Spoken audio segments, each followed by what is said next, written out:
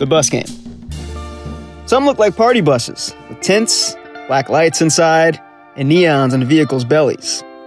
It was a route whose buses all had the Incredible Hulk painted on their sides.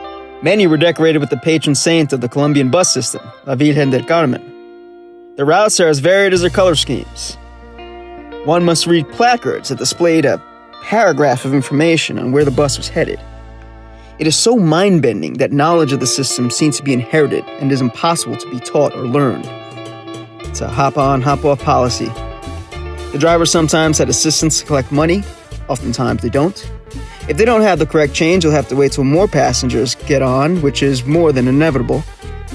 The buses are as packed as transports leaving a dying planet, squeezing aggressively out to make your stop as a daily reality, not the result of a delay. Several of the bus lines run across the street in front of Wonder's home.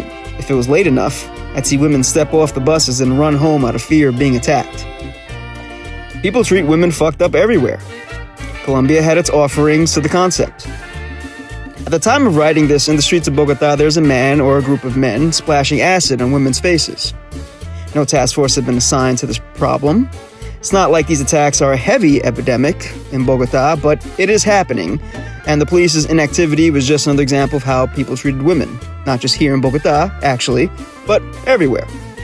It wasn't like there was a corporation paying people to think like this. This attitude was a personal decision by every man who expected a clean house and a cooked meal from a quiet woman in Colombia or any place worldwide. But I did notice one cute gesture in the bus game. Buses would flash their headlights on and off when they would see a beautiful woman, as if the buses were winking. Wonder pointed out to me the mandatory fire extinguisher hanging atop the riders' heads on the buses. They're only enforced onto the drivers after a bus had upheaved and trapped commuters inside while flames spread, burning the passengers alive. On these buses, I was asked not to talk. My English, any English, could attract the attention of a thief. Transit systems everywhere are a wonderful stage for crime. Why would Colombia be any different? The homeless on the corner of Avenida Primero de Mayo smack the tires of the buses at stoplights with large sticks to check if there's enough air. They intimidate payment for these inspections. If you want to avoid the buses altogether, you can get a cab. And if you want even less interaction with the city's traffic problem, you can hire an ambulance to drive you where you need to go, while hitting the siren and parting the way of traffic.